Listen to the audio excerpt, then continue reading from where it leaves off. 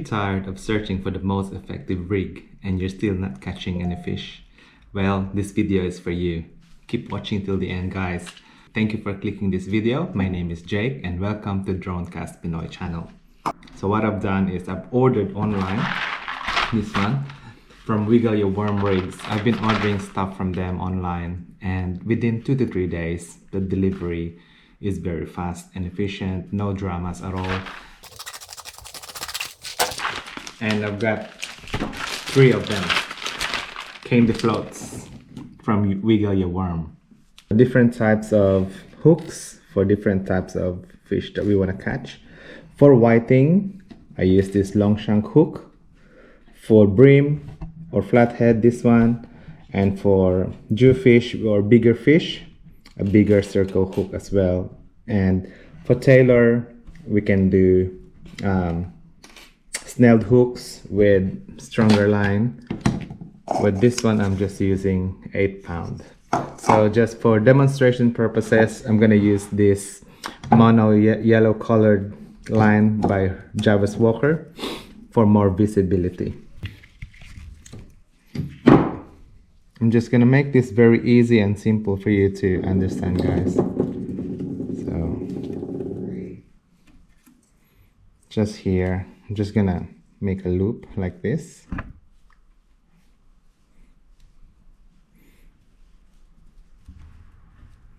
So it's up to you if you want to make double dropper or just a single dropper rig. So that's the first drop there. And around 50 to 60 centimeter from your sinker. Then we're gonna make another dropper here. Just make sure these true droppers will not tangle. So I'll make it more slow this time, like that. Make sure you have enough distance there. Then on the bottom here, just make a loop. Make sure on both ends you lock it. 2, 3, 4, 5, 6, 7. So because I'm using 50 pound, I'll just do 7 turns. But the smaller the leader you have, the more knots you have to make. So this is what we've done here. Just through that eye, I'm gonna grab this bit. Just gonna use my mouth.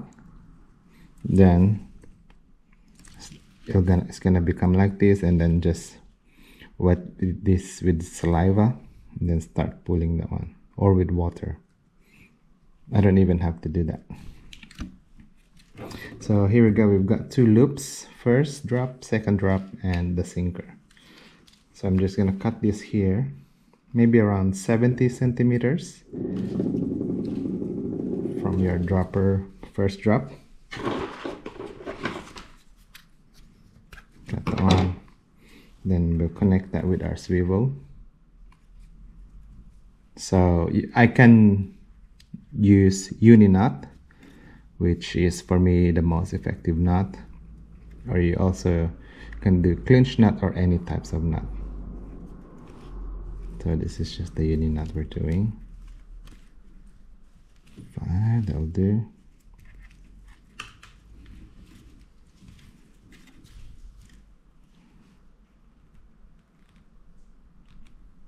Yeah. The tug end.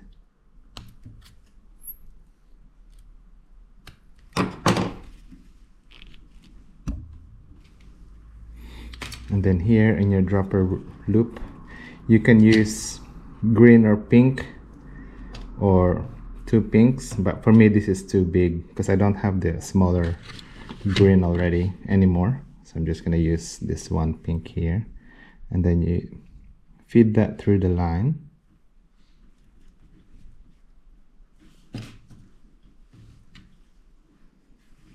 So it's a bit small, but just for argument's sake and for demonstration, I'm just gonna use this one big pink bead here. Okay.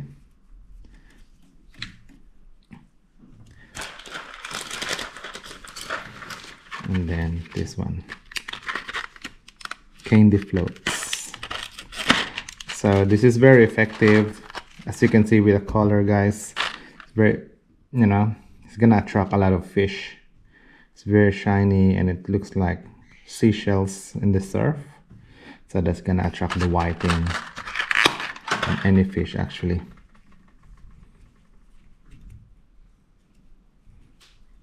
So we feed this through. Alright, so we put the floater here, the candy float, the bead, and I put a small circle hook there. Just feed that in the middle, and like that, you've got your first drop. That's how easy it is, guys. Very easy. So we're gonna do the same thing on the second drop here. So the baits that you can use is fresh prawns, squid, or anything that will entice any bite. You can also use mullet or any artificial baits that you can buy online. There's lots of synthetic baits now, but for me, fresh is always good. I always use fresh prawn, mullet, or squid. So if you want to put a long shank hook for whiting, you can use this hook as well, and you can just use a fresh worm as well. If you can catch your own worm, that'll be great. So if you don't catch your own worm, just buy it from the shops, but it's gonna be a bit expensive. So if you watch our video in our channel, guys, we have some techniques there on how to catch a worm. So just watch that video. So I'm just gonna keep doing this. So question is, what if my line is too big and it's difficult to pass through the holes because it's too small? There's a technique for that. So grab any line which is really small, like for this case, this is an 8-pound line. So what I can do is actually to feed that here first.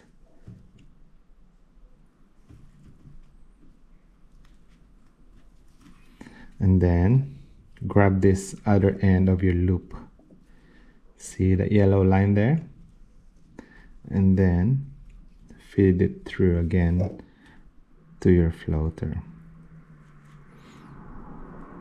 And then that's it. That's the main purpose, guys. So it should be like this.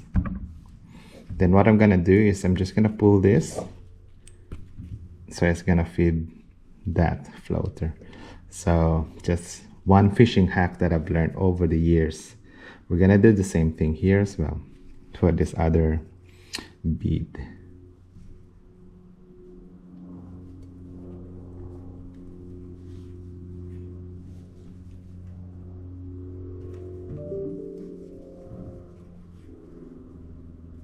That is why you will always use a smaller main line most of the time. But it's just, you know, when things like this happen that you don't have other options, at least you can still use this technique. See how easy it is? No sweat. And the same thing with hooks, guys. If your hook is too small, let's say this one here, it's not gonna fit if I try to do this. No, it actually did, but sometimes it doesn't. So you just have to do the same trick. Okay? So that's how easy it is. So you might ask, you could have used a smaller one. Yeah, that's what I'm saying, because this is a 50-pound mono, and I don't have a smaller size. Usually I would use this one. But just for demo purposes, guys, that's the reason why we use this smaller, or the yellow line. Okay, so this how it should look like.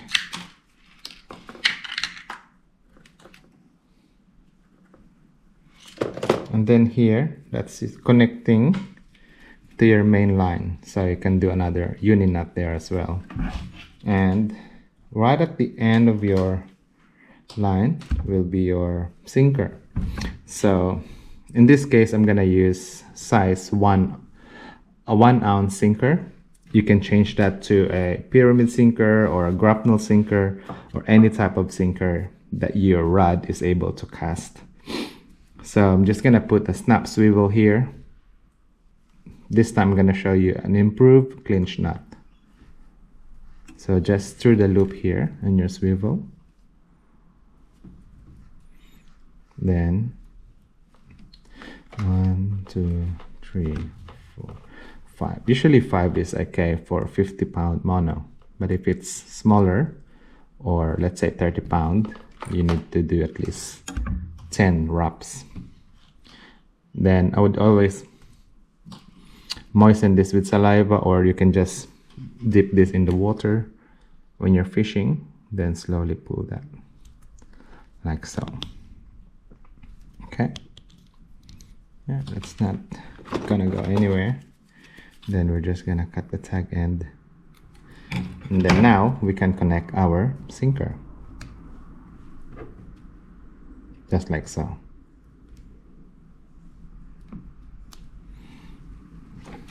Then we can go fishing.